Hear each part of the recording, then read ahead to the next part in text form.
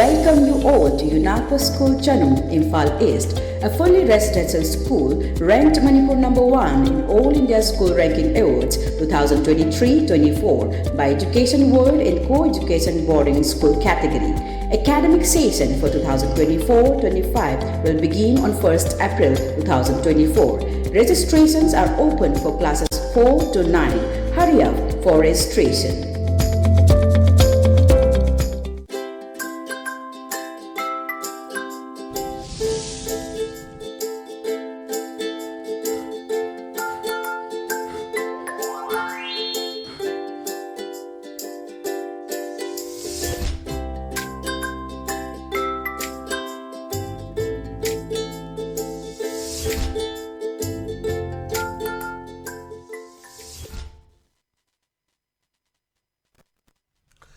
Good afternoon, ELITETV test so cartoon in Mahao Ming Taviru Hamatara Muchari Maru and Sim Fala Fungo Pau, Sessingi cartoon Singda, cartoon Nashina, Kari Haniniba, Kari Funoniba, Kari Wakal Clang, no have to a miam, that's another times again. Rasidia Kusanga Express Fungdo, Maledon Ahamba Lokazage, Kuisana Levaki, Loy Dana Habda, Loy Dana Haba, cartoon city young view, Mrs. Immunumini, Adonaku, Chalam, Chilaga, Man Harabni Ben. No sooner Lobo Luxury and the Immunuse, the Immunukume. Jalamba, Handakti Ibe Lak the Roy, Cookie in a Prakradi, Gram Downina, Pagini, Ning Bahita, Rekashu, Tazanaba, the Hajile reverse situation journey, Crescent, no honing bad on Sisi, Immunumini, Miam Seda, Ade Reba Magam Zaba, Kachaba, Ano, Pen Miama, Lenin Dauda, the Immunuda, the Kacharakana Maduda, Boni Jahoraga, Nungai Feba, Ink Tapa Chokopamani, Purama program is the one in between Tiny Warilin Harmony, a minor labor no Pia, Kugi. Magi Mamung Lupi, Pia Nimanaka Davani, on a Magi Muni Waridi, the Gama the Onba, Magi Maitung Yamba, Mayama, Queen Wari Lake, the Tar of the Nadam Sagi, Salam, Lola Kanda, Maki, Bagiwa from the no owning by Tare. I Handakila, Roy Chalamba, Cookie in a park at the Garam Taunena, and a cookie she give popularium or the Pudiwani, Tokalese, and assume of home native Missia Dona, the Toneriba Cookie Galani, Toneribasi.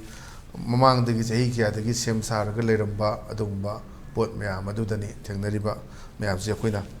But on the Lation Akui, Pongna Fongi, Balo have the need. Balo is that what is another Halam Gana Hamaga. Tada Moresi Ambera Carene, and have on the Hanjinakume.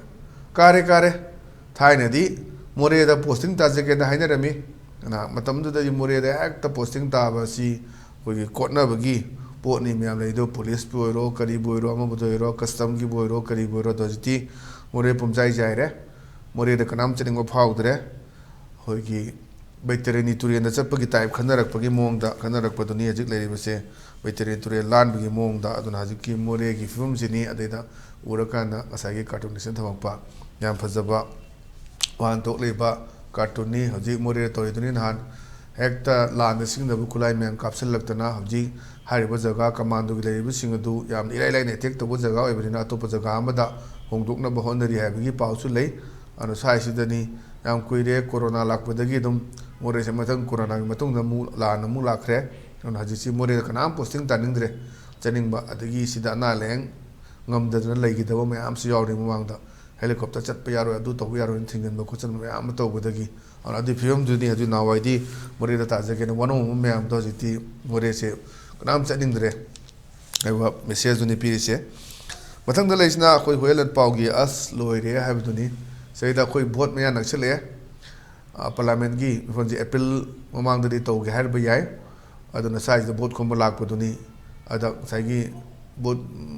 Lekai in the piece in the Haidare, Yining the Masuto. Bungo, Nang boat Lebano, Careno.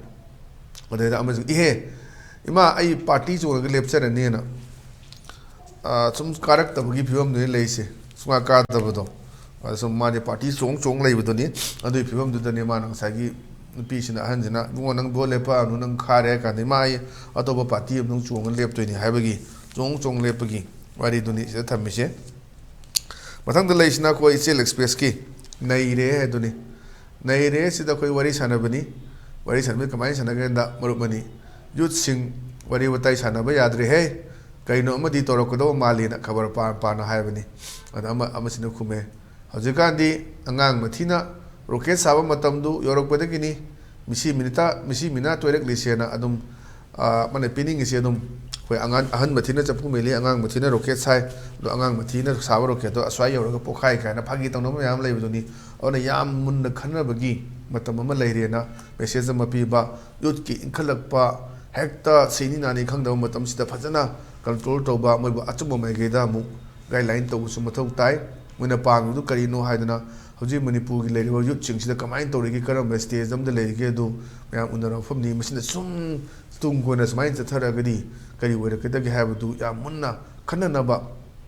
achoba sigi message ama piba adumba cartooni haidana agi maketi gi thamjage pathang da leisina koi narol thogdangi hawa do leirang do habdune hawa do leirang do sida koi MLA mantri ni and have the west coast elaba to pi upaba do the MLA mantri na da mai ni pis da habne leba ki arubani delhi chaluge nang kari leir oge na haji me ama to duni tang taraga nipan na thoki bedagi ananare khonnare koi lipta lip logjage khochage na meeting dobagi tharakpa me ama adagi hang hangche tang kumari si kamai thokidage arambai tengol koriba kangla da adagi laifau nung phau riba me ama tobagi haji me ama tawnari aduna yamna section ba mathau ta ba manipur gi ori film se karam film da leirige si yamna munna koina hairu daga su me amna people na hena munna khangabani adani MLA me ama mangna bagi sindu loksal akandani haire che leba ke rubani delhi chaluge nang kai leir oge na mai ni pis da harak page sinni hek war di delhi da loina paisana ba adugi film duni pathang da leisna koi manipur news ni da sani sida suni adum MLA matri me ama sida su yaure abet manari leba ke rubani koi lake 5-star hotel book toro mona sida mantri MLA me amsina ara delhi da khanga channa leisno amaduna mai ni pi kai leir oge haire sida na koi laktoi ni 5-star book toro mona koi babat na kari daga leis bi bijab nate adum bagi sendo opine na koi lakto re 5-star da book toro mo habi ge phom duni mathang da leisna koi people's chronicle kini people's chronicle ni motly monday na sida chakbo message am bi angang sing me am je phone da adagi chatlaga leiba duni da managuna loitering every day nami khuding koi chatpa is obviously very sad very bad haibani patte and giving your valuable time on your mobile all time is even more dangerous madu laidana batam khudma kanang mobile ga pare leibudo madu yamna dangerous oiba yam phatawa poni nang batam manghan ganu haina ahan singna chaiba ngang thakpa chaiba ngang ba tawuduni sing sense aduna koi mayam chalaga leiba tawum ku subam nabam leirak-taba hajikse aduma mayama tholakpaduni aduma tawdana ba aduga ayama tawna mobile la leibudo leiganu haisna ngasai mapa sina macha sina warakpage sinni yam maru poni mobile si sinaragadi yam patana chumna sinaba lana sinaba haji game da ngauba mayama leiduni ki PUBG da ngauba angang sum habit oidana makhut ka smai sum taw leiba mayama gu doctor da kai da pukana mayam leibuduni ngang wasu yada ba saugolakpa sum mayam su lei adum sum sida message am piraga mama pa sing parents sing na macha sing kamai tawluna akoi isa mak tu thoi bani masi haina ba yana da ta na ba yana da pot mayam thokpu mayam su thoi sum basi ngau da chatna leiba adagi suna ga PUBG da adi kari kai game da ngau leiba mudu to honing da bagi wafam du ge message ba cartooni haidana ai thamjage ananga sigidi ELITETV gi test of cartoon gi mahau patanga solution jere mem tabiru sing mo kana khuram zabolena kanena be thanjari bine meresi